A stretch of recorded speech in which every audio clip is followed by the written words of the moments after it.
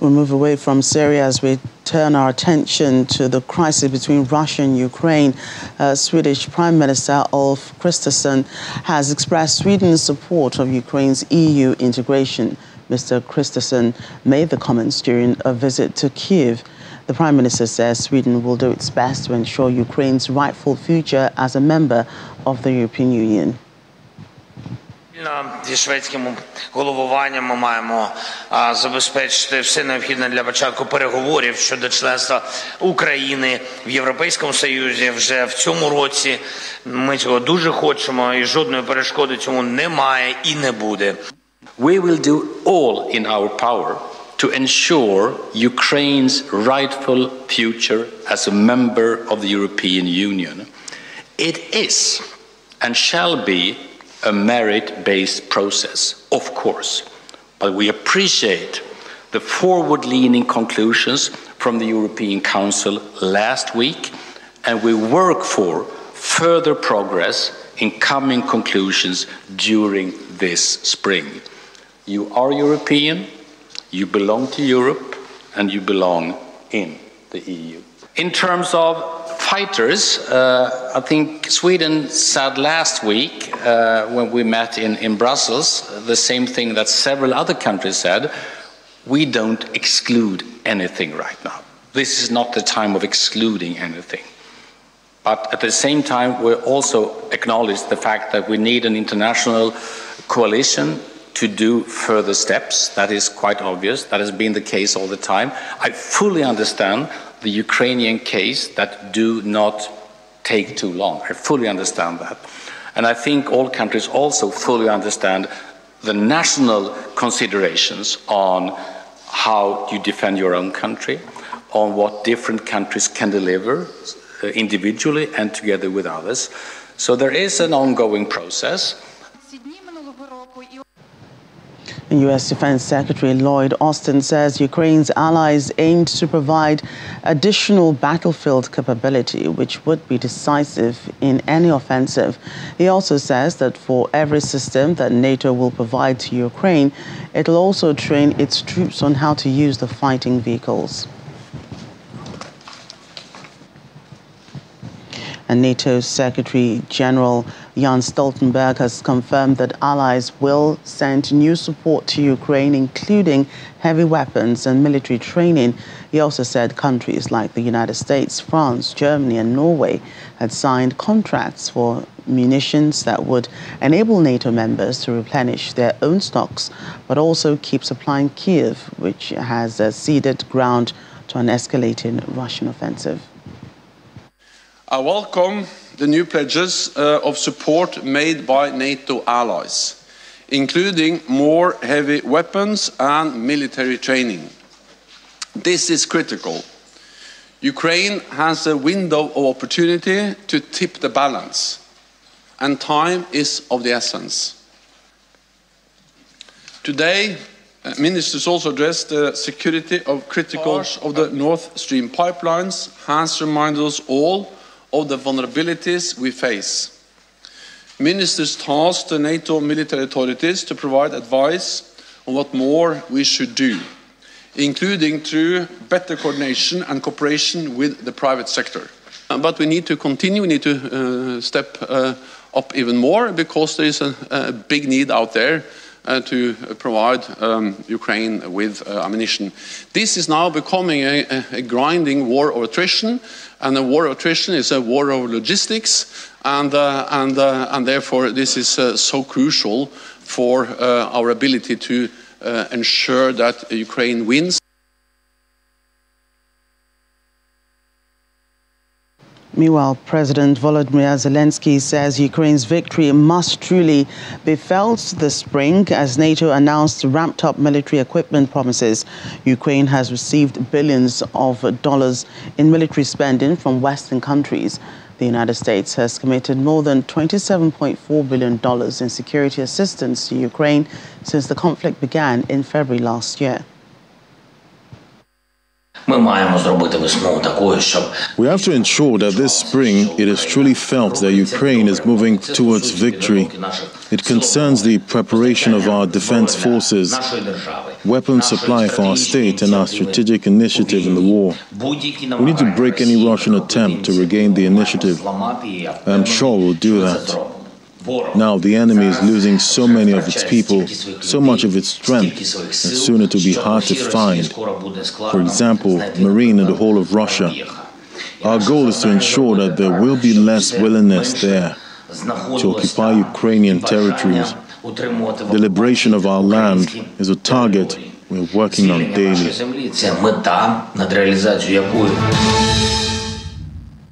Welcome back. Russia's Ministry of Defense says its offensives in multiple directions inflicted damages on Ukraine's armored vehicles, artillery, and multiple rocket launchers.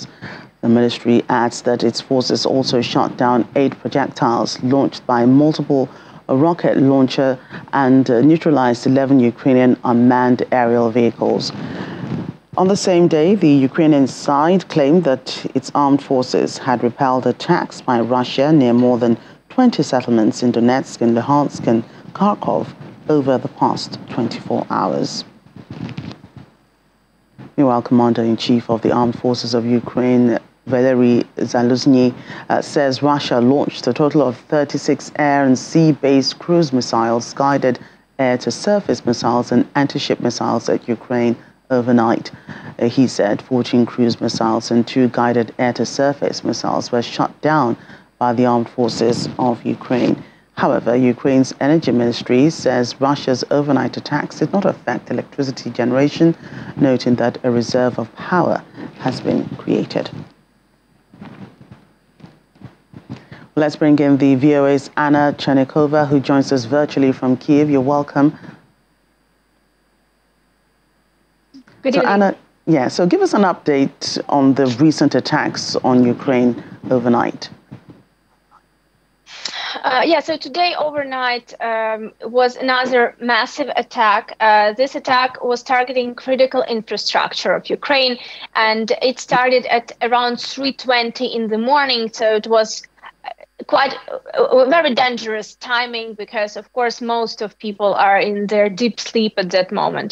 I should say that the attack was really spread wide across the country.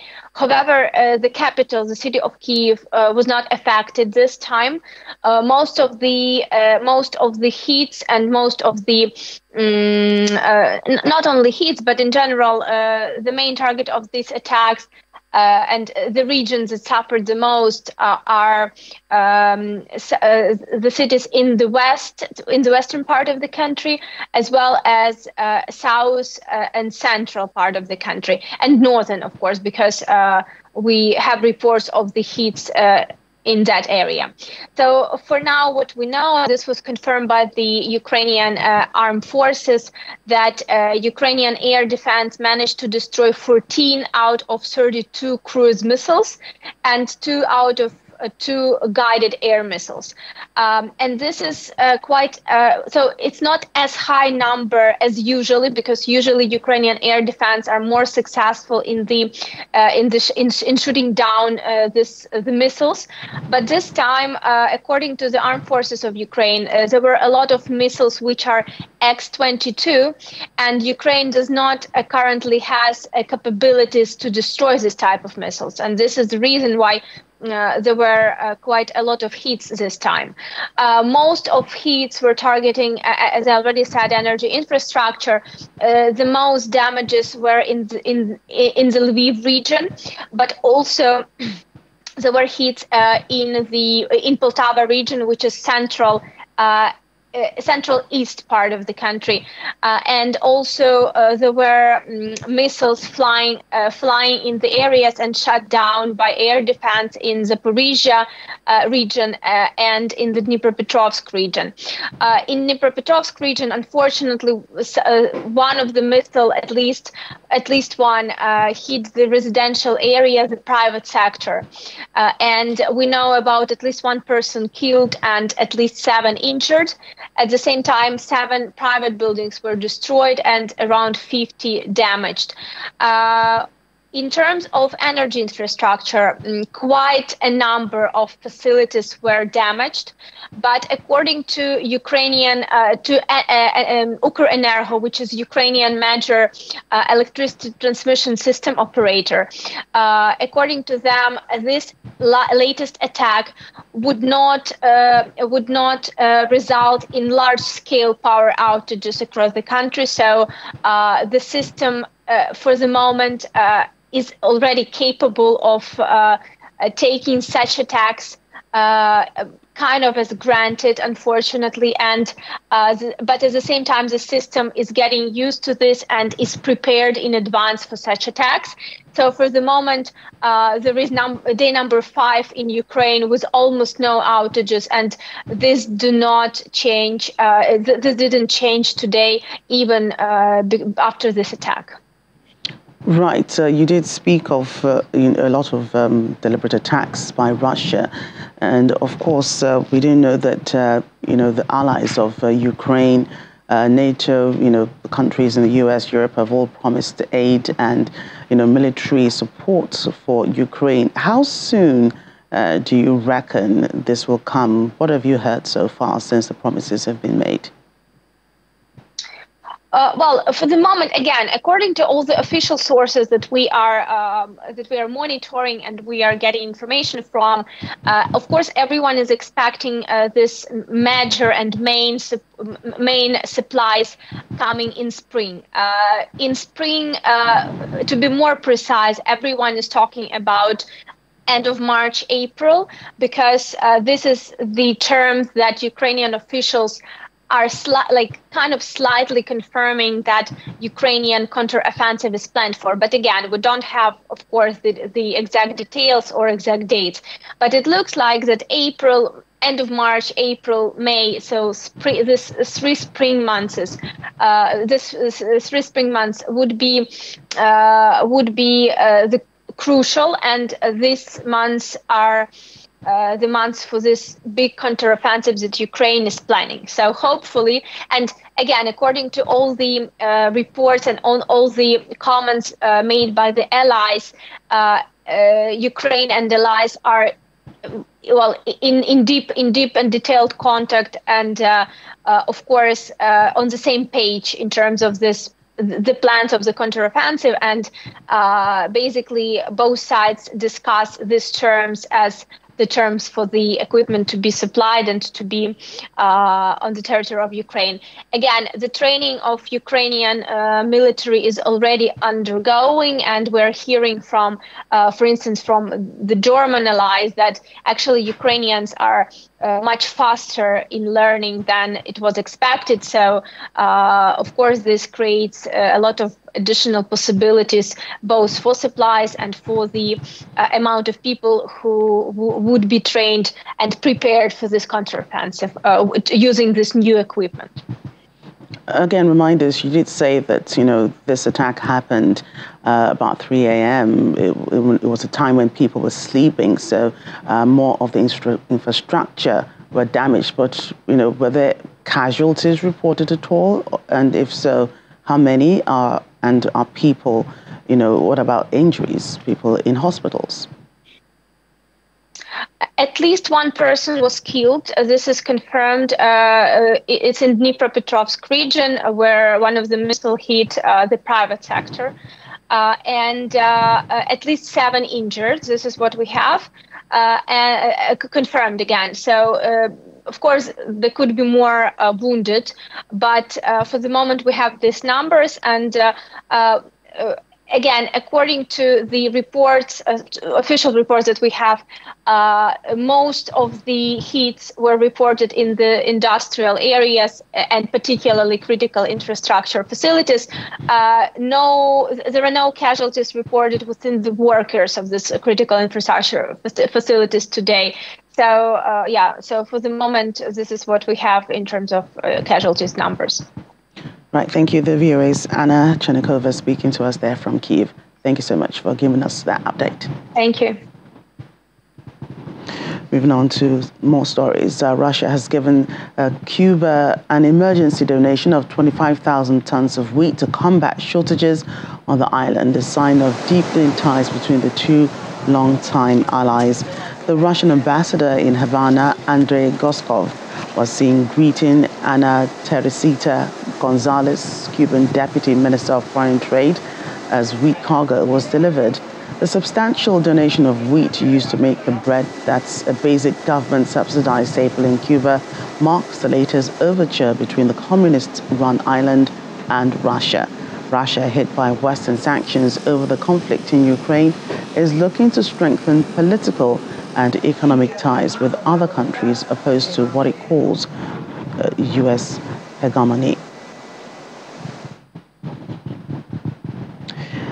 And the World Health Organization and European Union support has donated 59 buses to the Ministry of Health of Ukraine to help strengthen far-flung vaccination efforts across the country during the war. The buses will be staffed by mobile and outreach teams and will travel across all regions controlled by the government of Ukraine to administer vaccines against infectious diseases, including COVID-19, measles, and diphtheria, and with a particular focus on internally displaced persons and vulnerable groups, including the elderly and those with chronic health conditions, and anyone residing in remote and hard-to-reach areas. The donated buses will be distributed by the Ministry of Health among all regional centers for disease control and prevention.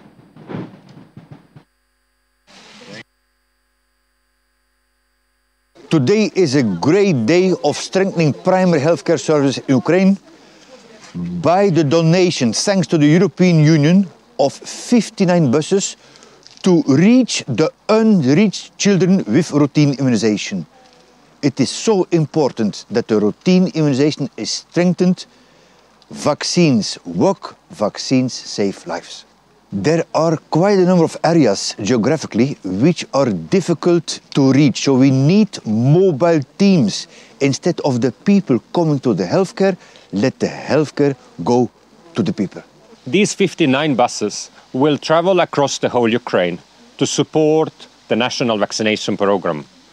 We need to scale up vaccination for COVID because pandemics is not over, to ensure that the routine vaccines are available for IDPs, for children, and these buses will help the vaccination teams, the mobile vaccination teams, to make that happen. We are scaling up the vaccination because some areas we have not had the cold chain in place. In some areas which are regained, we need to put primary health care back in the front line to work to that people can feel safe and secure while going back to their homes. So there are places in Ukraine where we need to build up the public health functions again, where we need to ensure primary care to be available. And these buses allow also to reach to the villages, to the homes, to bring people to closer to the health system and vaccination program.